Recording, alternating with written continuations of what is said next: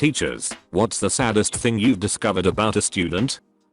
I knew she was in the foster care system, but one day she poured her story out to me. The year before, her mother told her she was sick and took her to He Hospital. She said she was confused because she only had a cold, but figured her mom was just overreacting. Her mom legally abandoned her when He got there, got her checked into a room, and left without saying goodbye. Poor sweet girl got left at a hospital at 13, while the mom kept her younger sisters. How do you ever overcome that?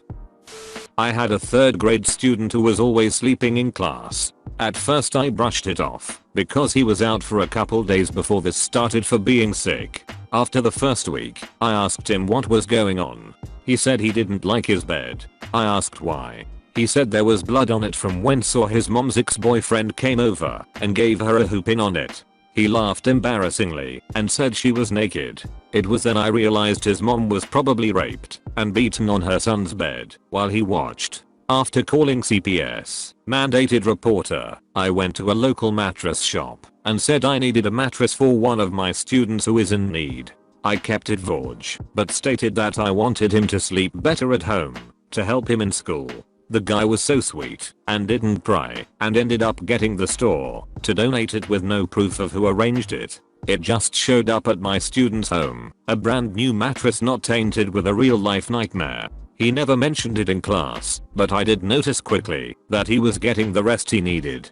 That was several years ago, and I just hope him and his mom are okay. One of the many heartbreaking tales of this title high school teacher. Little different story. I had a guitar student who played the biggest pile of junk guitar ever made. This was one of those student classical guitars they handed out to school kids in the 70s. He refused to get another one.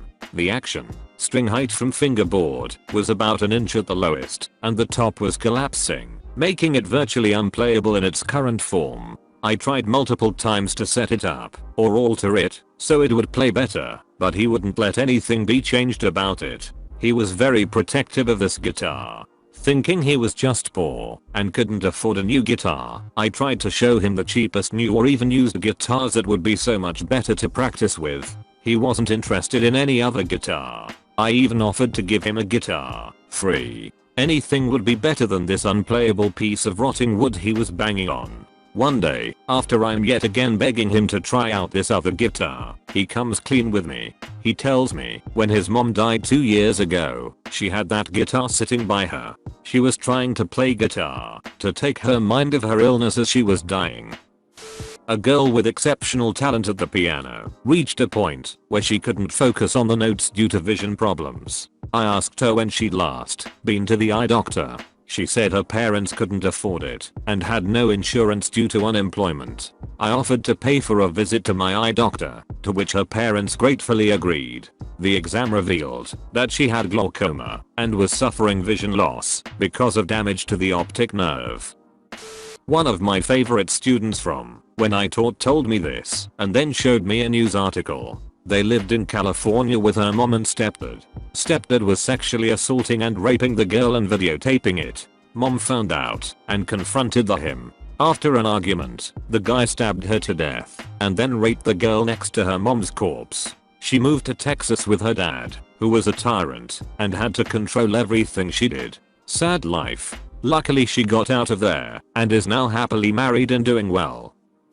This actually happened yesterday. I have a boy in my class. He's super sweet, but is extremely quiet. Majority of the students in my school have super loud personalities, so he stands out like a sore thumb. With that being said, we had an assignment where the students were writing about what they learned in Super Kids, which is essentially there with more info on internet safety, alcohol, and bullying. He chose his topic on bullying and mentioned that he felt like killing himself to another student because he has been bullied for years by a lot of other kids. Thankfully that student told me, so I could contact everyone possible to make sure he received all the help he needs. This student is in 5th grade, is one of my top 3 students, and doesn't have a bad bone in his body. Kids are horrible, and it breaks my heart to see this sort of thing coming from the voice of one of my sweetest students. I'm a preschool teacher, but this breaks my heart.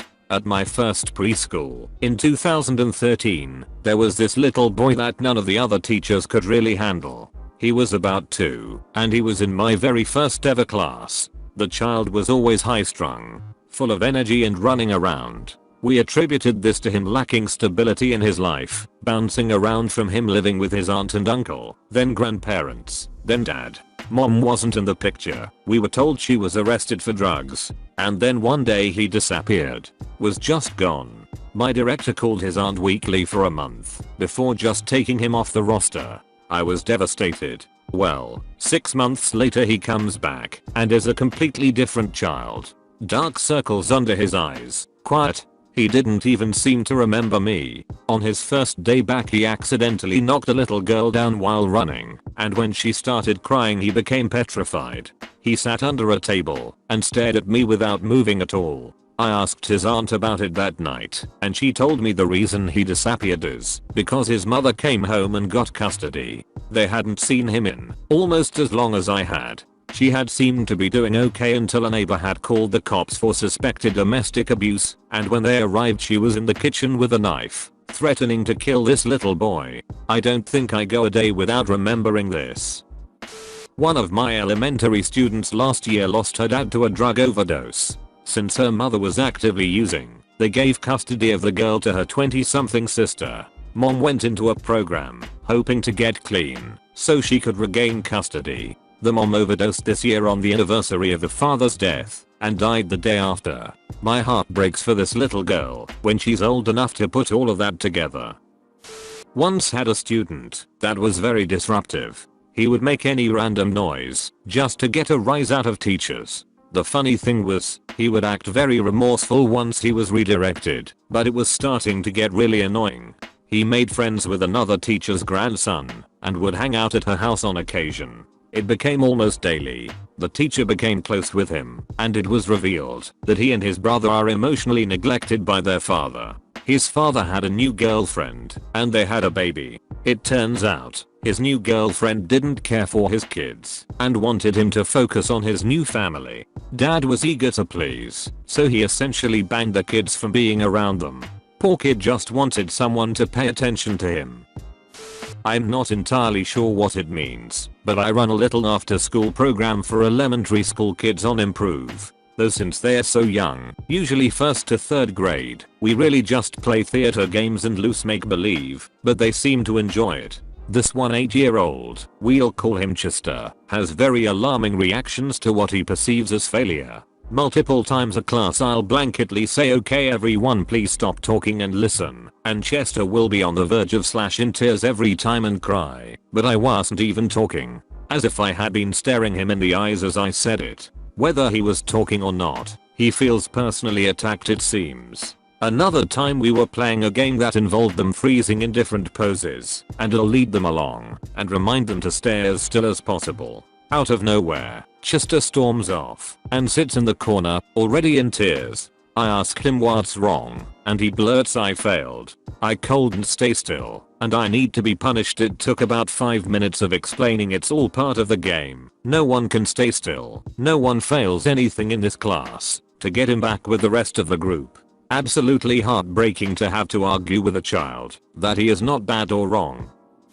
I don't teach at school, but at a kids art studio. 2 new pupils had signed up for a course. Their mother explains to me that they don't speak Dutch, yet because they fled from Egypt during the Arab Spring, they came to the Netherlands because they already had family living here. The 2 girls behaved perfectly every week and even learned a few Dutch words. One of the first things the oldest one tells me in Dutch was that her father doesn't live anymore. I was worried that she might have confused some words, but no. After class the mother could confirm that their father was indeed trampled during a violent protest. Pre-K 4. Had a student very high on the autistic spectrum. Always smiling, would hum at all times, rock back and forth, randomly dart out the classroom, break other kids' things they had built, and had absolutely no concept of social cues and poor speech development. Told my director I don't at all mind having him in the classroom, but he desperately needs a shadow, an OC or someone properly trained to do so, or I simply could not manage to have him there. It was way too disrupting to the other students. She agreed. Strongly recommended to the mother that she take her son to the Dan Marino Center to be evaluated. Also told her she would need to hire a shadow or apply for help through one of many programs. Mother refused. Said there was nothing wrong with her son. I had nothing against the kid. I actually liked him. But we needed a shadow. It was that, or we had to ask them to leave. Eventually we found out one of the other moms was an OC and she volunteered to shadow the kid. Amazing. Kid gets a shadow and mom had to accept it if she wanted him to stay, but she wouldn't budge on the evaluation for her kid. Skip to a few weeks later. After a select few incidents, and one where the kid actually escaped from his shadow, I saw the OC running down the hallway calling his name. I phone downstairs and tell them to lock down the school. We find him shortly after. He was hiding in a room we don't use often. Director schedules a meeting with the mom. Tells her the evaluation is necessary. We no longer feel equipped to provide the appropriate care for her child unless we know exactly how to address it. Mother goes off on my director in the parking lot. Says something like, "No, there's nothing wrong with my son. He's just a sinner." She pulls him out of the school and we never heard from them again. I still think about him from time to time. Makes me sad to wonder what kind of hell that mother has put him through. That he's not getting the appropriate help. But to think that a mother believed her 4-year-old son was a sinner. Jesus freaking Christ. I work at a school for children with learning disabilities. One of my students has autism, and while I'm not sure if that plays a role in this story, I feel I should include it. So we were coming in for recess one day and this little boy, first grader, decided to run to the door. On our porch there's a small trampoline we have to let energetic kids get out some energy if they are too distracted during a lesson. So while I told him not to run, he continued and stepped on the side of this little trampoline which came off the ground, throwing him off balance. He took a pretty nasty fall straight to his knee which looked incredibly painful. I was positive this was gonna result in him hysterically crying, and rightfully so, because I winced at the thought of doing that myself. Well, when I kneeled down next to him and asked if he was okay, he didn't cry and just said yes. He was clearly in pain and was sort of dragging himself into my arms and another teacher's arms while fighting off crying with everything he had. I immediately felt heartbroken and told him it's okay to cry when you fall and hurt yourself. He got over it fairly quickly and limped into class. I was incredibly confused and wanted some answers. I asked the other teachers in my class why this little guy did that, and they said they weren't sure. Well, I remembered the teacher working next door had taught this kid before and decided I'd ask her. She told me he was raised in an orphanage in China and that there were so many kids there that he didn't learn to cry when he needed something like food or if he gets hurt. Needless to say, now I have an entirely new perspective on this kid that I hadn't had before.